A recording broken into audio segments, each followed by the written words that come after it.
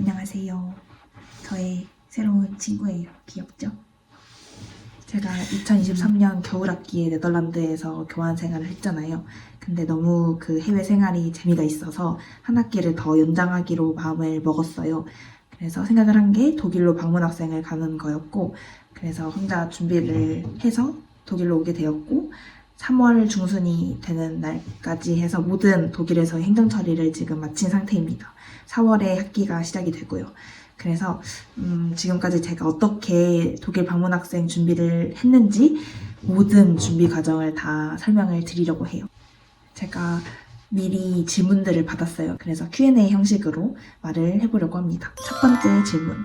방문학생 준비 기간은 얼마나 걸렸나요? 저는 준비 기간은 3달 반이고 독일에 와서 행정 처리를 끝내는 데까지는 한 달 반이 걸렸어요. 2024년 여름 학기를 기준으로 2023년 10월 중순에 독일 방문을 가야겠다 결심을 하게 됩니다. 그래서 약 2달 동안 학교를 다 찾아보다가 12월에 학교에 지원을 하게 되었어요. 그리고 1월 초에 입학 허가서랑 기숙사 계약서를 다 받게 되었고 비자 없이 2월 1일에 독일에 오게 되었습니다. 그리고 3월 중순까지 비자를 포함한 모든 행정 처리를 끝냈어요. 마음을 먹은 데부터 모든 행정 처리를 끝내는 데까지는 딱 5달이 걸렸습니다. 두 번째 질문. 전반적인 준비 과정은 어떻게 되나요? 먼저 방문학교를 찾는 게 1순위예요. 방문학교 리스트를 뽑고 싹 다 찾아본 다음에 지원을 합니다. 학교를 지원할 때 기숙사도 같이 지원을 해요. 그러면 이제 입학 허가서와 기숙사 계약서를 받겠죠? 그러면 그 내용을 바탕으로 본교의 방문학생 신청 절차를 밟아요. 그래서 서약서, 파견 입증 서류, 수강 예정서, 신청서 이렇게를 제출하고 휴학 신청도 해줍니다. 본교의 방문학생 파견 확정을 받아야 되는 이유는 학점 이전을 위해서예요. 그래서 이게 필요하고 여기까지만 하면 이제 한국에서 아니면 또는 이제 다른 나라에서 할 일은 끝난 거예요. 이것들만 마치고 바로 독일로 갔거든요. 그래서 독일에 와서는 2주 이내에 안멜둥을 해야 합니다. 안멜둥은 시청에 전입신고를 하는 개념이에요. 그리고 나서는 독일 번호를 개통하고 만약에 기숙사에 와이파이가 없다면 와이파이 공유기도 설치를 합니다.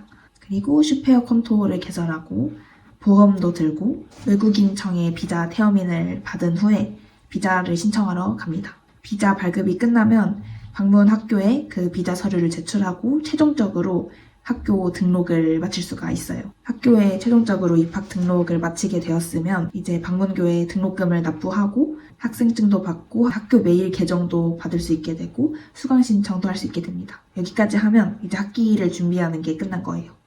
세 번째 질문. 학교 지원할 때 여러 곳에 지원하셨나요? 아니요. 한 군데만 지원했어요. 일단 직접 학교에 메일도 보내고 꼼꼼하게 다 찾아본 학교는 20군데가 넘었는데 그 중에 제가 원하는 모든 조건에 맞는 학교는 딱 한 군데밖에 없더라고요. 그래서 그 학교에 일단 지원을 해놓고 혹시나 떨어질까봐 다른 학교도 막 찾아보는 와중에 입학 허가서를 받게 되었습니다. 그래서 더 이상 찾아볼 필요가 없겠다 싶어서 그 붙은 학교에 바로 입학을 결정하게 되었어요. 네 번째, 영어 성적이 꼭 필요하나요? 교환학생 지원을 할 때는 토플이나 IELTS 같은 영어 성적이 필수지만 방문 학생으로 갈 때는 필수는 아니에요. 하지만 중요한 거는 학교마다 요구하는 공인 언어 성적 조건이 다 다르다는 건데요. 이를 요구하지 않는 곳도 분명히 있지만 제가 방문교를 찾아봤을 때는 대부분 요구하는 곳이 더 많았던 것 같아요. 5번째, 독일 방문학생 고르는 기준. 저는 대부분 제외하는 식으로 학교를 걸렀었는데 일단 독일어 자격증을 요구하는 곳은 제외를 했고 등록금이 비싼 것도 제외를 했고 전공 수업이 독일어로만 열리는 것도 당연히 제외를 했고 영어로 수업이 열린다고 해도 제가 듣고 싶은 과목이 없으면 그 학교도 제외를 했어요. 토플 성적이 충족이 안 되는 학교도 제외를 했습니다. 따라서 저는 독일어 성적을 요구하지 않으면서 토플 영어 성적이 요구 조건에 부합하고 등록금이 싸면서 듣고 싶은 전공 수업이 영어로 열리는 학교를 고르게 되었습니다. 6번째, 방문학교에 지원할 때 어떤 서류를 제출해야 하나요? 저희 학교에 대한 설명을 살짝 하자면 베를린이랑 드레스덴 중간에 있는 코푸스라는 지역에 있는 학교예요. 그래서 브란덴부르크 테크니컬 유니버시티, 줄여서 BTU라고 부르는데요. 아무튼 그 학교에 입학을 하게 되었고요. 지원할 때 어떤 서류를 제출했냐면 지원 동기서, 성적 증명서, 교수님 추천서, 여기서 교수님 추천서는 본교 교수님 추천서예요. 그리고 영문 이력서 CV, 토플 성적 증명서, 학습 계획서, 여권 사본, 여권 사진 이렇게 제출했습니다.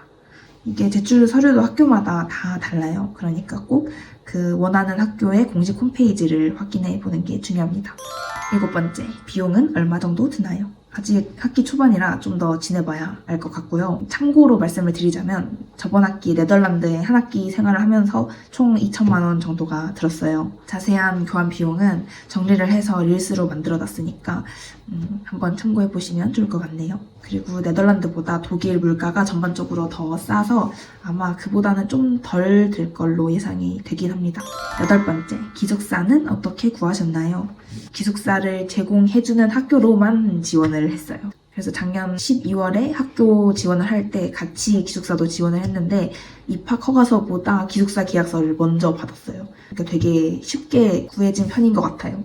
아무튼 제가 추천하는 건 독일에서의 행정 처리는 정말 복잡하기 때문에 최대한 그 복잡함을 덜고자 기숙사는 무조건 제공이 되는 곳으로 지원을 하는 것을 추천드립니다. 9번째 질문이에요. 교환 갔다가 방문 가면 짐은 어떻게 옮기셨나요? 네덜란드 종강이 1월 말이었고 독일 개강이 4월 초예요.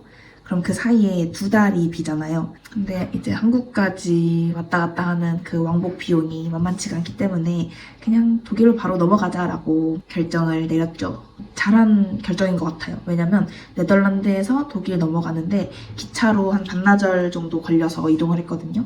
근데 한 6만 원 정도밖에 안 하고 게다가 짐 추가 비용도 없으니까 너무 아낄 수가 있는 거죠. 그 이동하는 비용을. 그리고 정말 다행인 거는 네덜란드에서 같이 교환 생활을 했던 친구가 이사하는 거를 도와주겠다고 해가지고 짐을 나눠서 들어줘서 수월하게 이사를 했던 것 같고, 또 독일로 이사를 하고 나서도 한 첫 2, 3일 정도는 친구가 같이 있어줘서 초기 정착을 하는데도 도움을 많이 받았거든요. 고마워. 10번째 질문은 방문학생, 교환학생 장단점이 무엇인가요?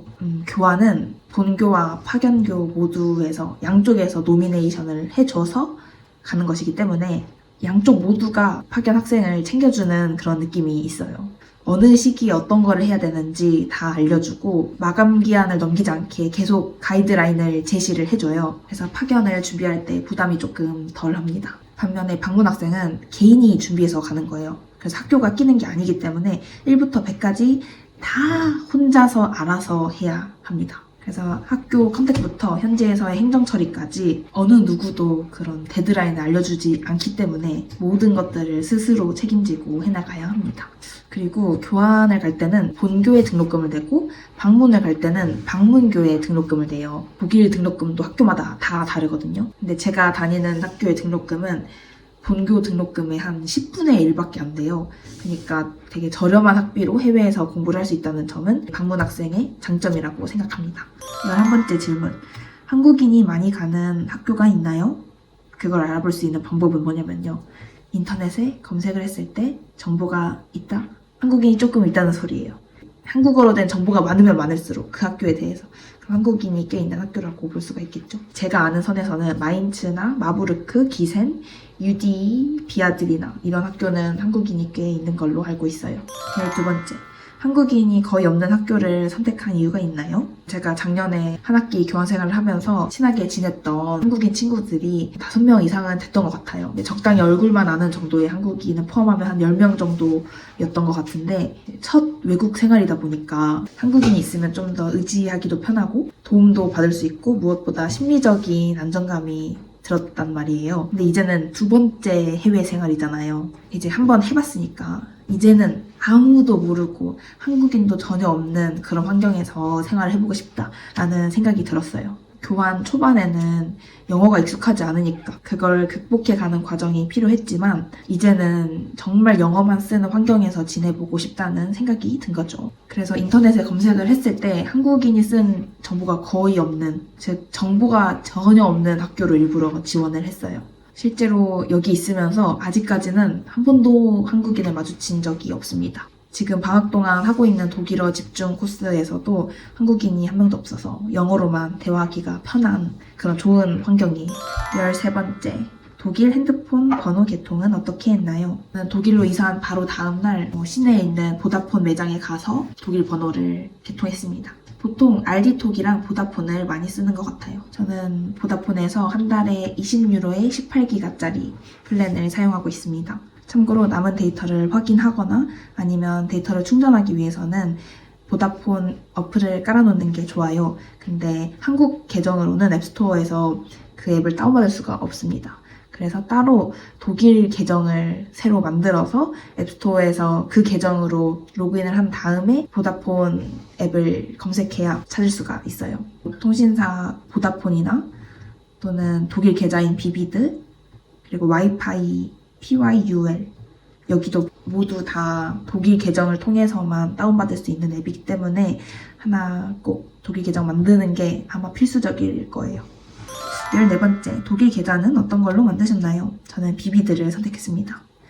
일단 슈퍼카세나 도이치방크가 정석적인 은행 느낌인데 여기는 테어민, 즉 예약을 잡고 가야만 대면으로 계좌를 개설할 수가 있고 또 필요한 서류나 이런 것들이 복잡하다고 들었어서 여기는 배제를 시켰고 인터넷 뱅킹을 사용하기로 마음을 먹었어요. 유명한 게 N26이랑 비비드가 있는데 N26은 카카오뱅크, 비비드는 토스 같은 느낌이라고 하더라고요. 그리고 제가 검색을 해봤을 때 두 은행 모두 인터넷으로 이제 계좌를 열려고 할 때 비대면 영상통화로 신원 인증을 해야 돼요. 그러니까 어떤 서류나 뭔가 이런 게 있어야 되는데 한국 여권으로 그 인증이 가능하다라는 글을 많이 봤어요. 그래서 제가 해봤는데 결과적으로 안 돼요. 그러니까 비비드도 안 되고 N26도 안 되고 한국 여권으로는 만들 수가 없어요.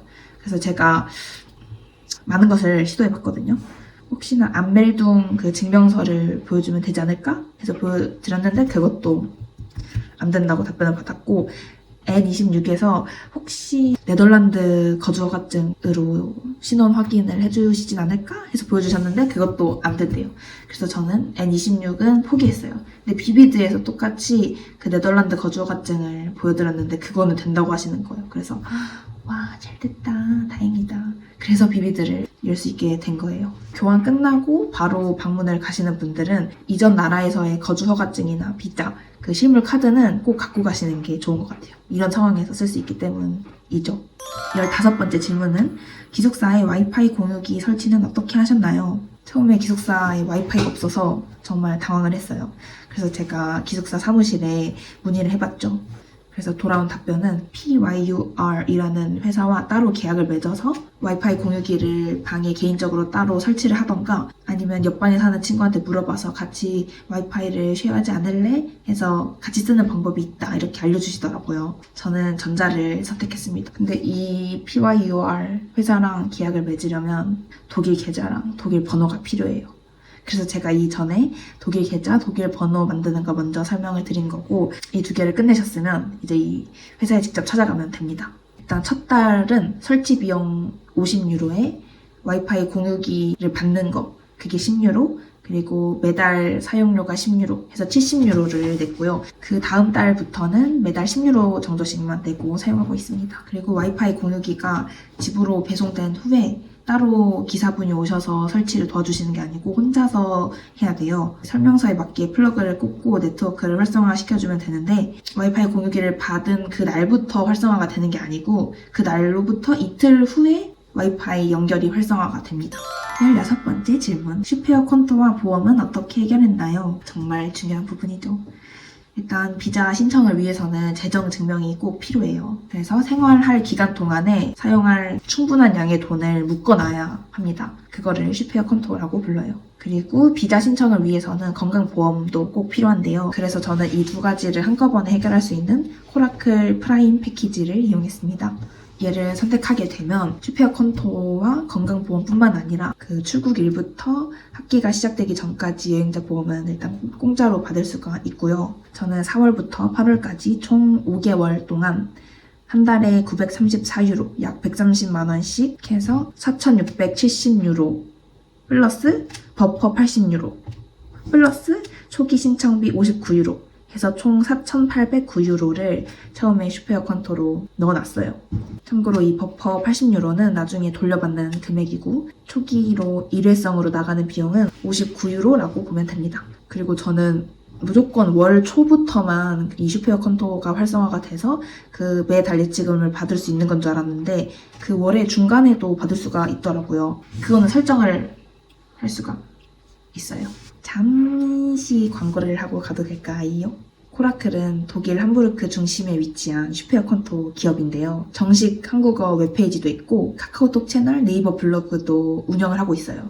한국인을 위해서요. 그래서 독일의 행정 처리임에도 불구하고 한국만큼 응답 속도가 빠르더라고요. 구글과 트러스트 파일럿과 같은 믿을 수 있는 그 사이트 기준 4.9점이라는 평점을 받았다고 해요. 그만큼 코라클의 빠르고 간편한 프로세스와 친절하고 유연한 고객 서비스에 만족하시는 분들이 많은 걸 뜻하겠죠? 그리고 최근에 개인 대시보드 기능이 새로 추가가 돼서 실시간으로 잔액을 확인하고 서류를 다운로드하는 게 간편해졌습니다. 독일에서 슈페어 콘토랑 보험을 고민하고 계시는 분들이 계시다면 이 코라클 프라임 패키지를 추천드릴게요. 17번째 질문입니다. 생활비나 기숙사비 송금은 어떻게 하셨나요? 저는 큰 돈을 해외 송금해야 할 때 모인 어플을 사용했습니다. 이번에 슈페어 콘토로 600만 원 정도를 송금할 때도 이 모인을 이용해서 두 번에 나눠서 송금을 했고 약 3시간 만에 송금이 완료되더라고요. 유학생 인증을 하면 송금 수수료를 면제받을 수가 있기 때문에 작년부터 정말 유용하게 썼어요. 18번째 질문. 와, 진짜 중요한 게 나옵니다. 비자와 관련된. 가봅시다. 입국 후 비자 받는 데까지 얼마나 걸렸나요? 1달 반이 걸렸습니다. 제가 2월 초부터 비자 태어민을 받으려고 홈페이지를 겁나 왔다 갔다를 했어요. 근데 아무리 새로 고침을 해도 제일 빠른 게 6월 27일이래요. 그때면 뭐 거의 한국 돌아갈 그때쯤이잖아요. 와, 나 불법 체류 되는 거 아니야? 하면서 거의 막 임시 비자 알아보고 가상증명서 알아보고 막 그러고 있었죠. 매일같이 홈피를 확인하는데 어느 날 딱 들어갔는데 3월 2일, 3월 7일 막 우수수수 나오는 거예요. 그래서 땡 잡았다 하고 바로 태어민 잡고 이제 모든 서류를 다 준비했죠. 근데 비자를 받으러 가기 바로 전날 취소 메일이 또 우수수수 오는 거예요. 너 예약이 취소됐다 이렇게. 그 내용을 알고 보니까 제가 비자를 신청하는 그 약속을 잡은 게 아니고 신청된 비자를 받으러 가는 그 약속을 잡은 거예요. 그래서 번역의 오류 때문에 잘못된 카테고리로 제가 예약을 잡은 거였어요. 그래서 다시 그 비자 신청하는 제대로 된 카테고리에 들어가서 보니까 이제는 뭐 6월도 아니고 7월 달이 가장 빠른 날로 나오더라고요. 그래서 와, 이건 어떡하지? 했는데 그래도 일단 뭐라도 해봐야겠다 해서 취소된 태어민 표 있잖아요. 잘못된 카테고리에 있던 그 표를 그냥 다시 잡아서 그냥 다시 예약을 했어요. 그랬더니 취소를 또 하시더라고요.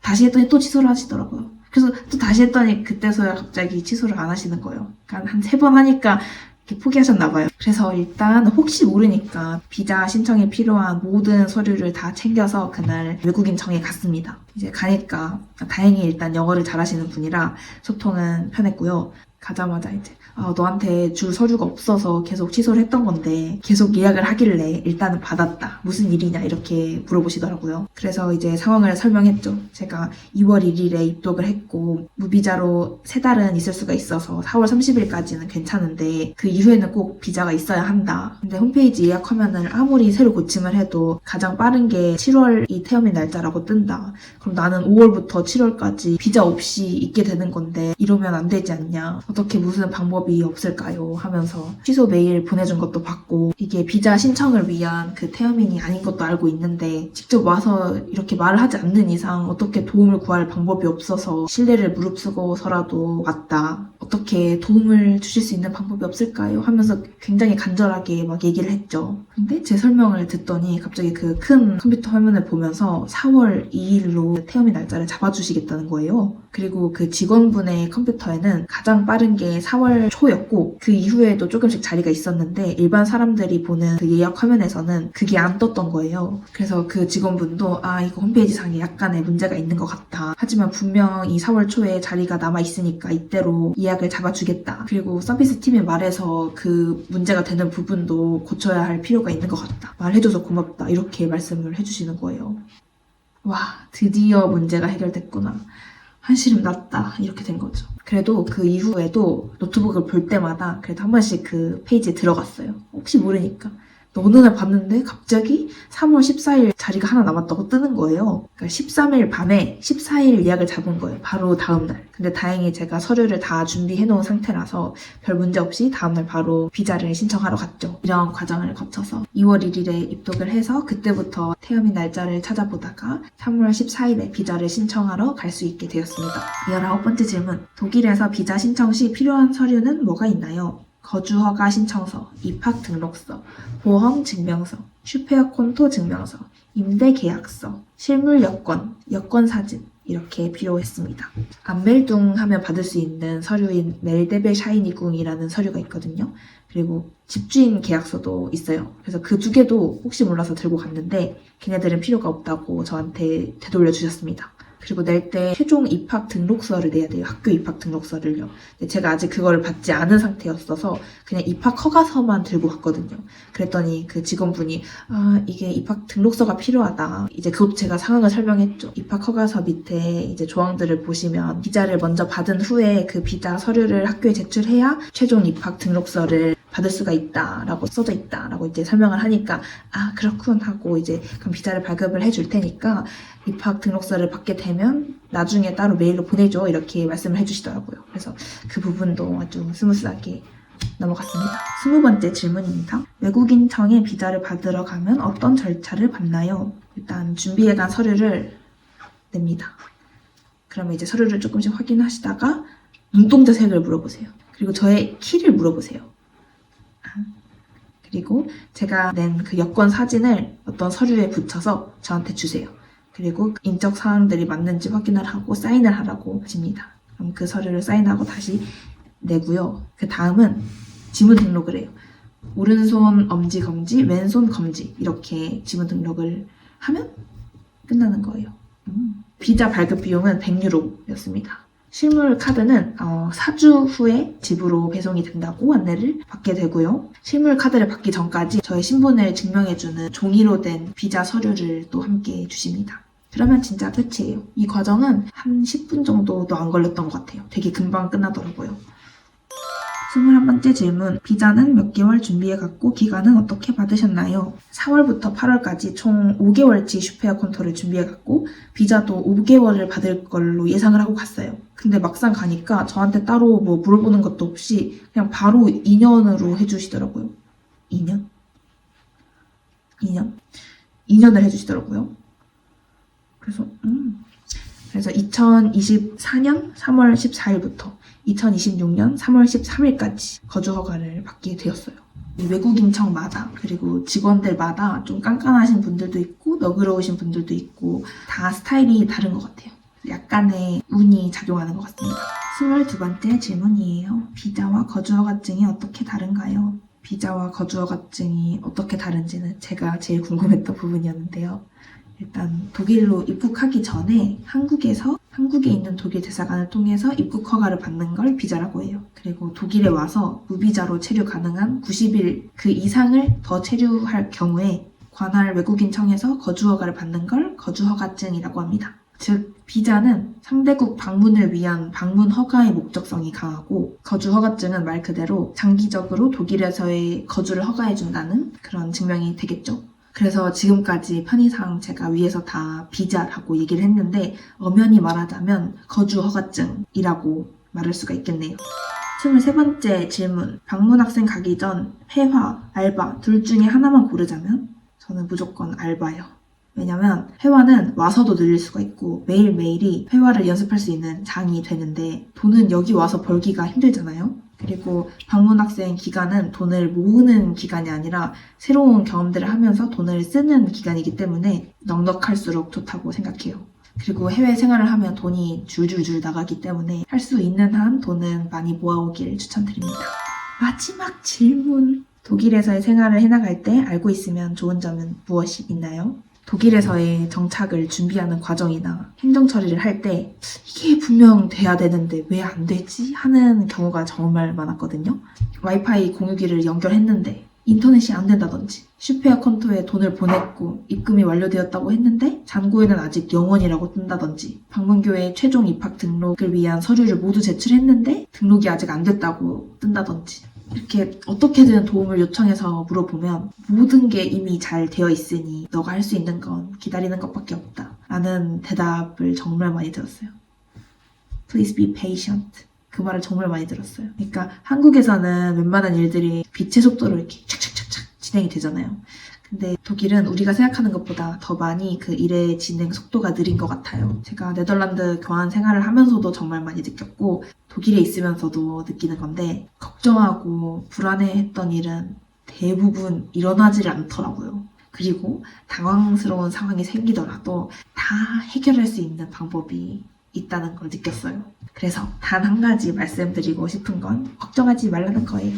걱정하지 말고 그냥 즐기시면 돼요. 그냥 즐기세요. 다 해결이 되더라고요. 그러니까 너무 걱정하지 마시고 행복한 해외 생활이 되시길 바랍니다. 더 알고 싶은 부분이 있거나 좀 더 설명이 필요하거나 궁금한 점이 있거나 하시면 댓글로 꼭 알려주세요. 제가 아주 자세하게 설명을 또 드려볼게요. 여기까지 봐주셨으면 진짜 대박. 구독 눌러주세요. 구독도 눌러주시고 좋아요도 눌러주시고 댓글도 달아주시고 그러면 너무 감사할 것 같아요. 그러면 안녕.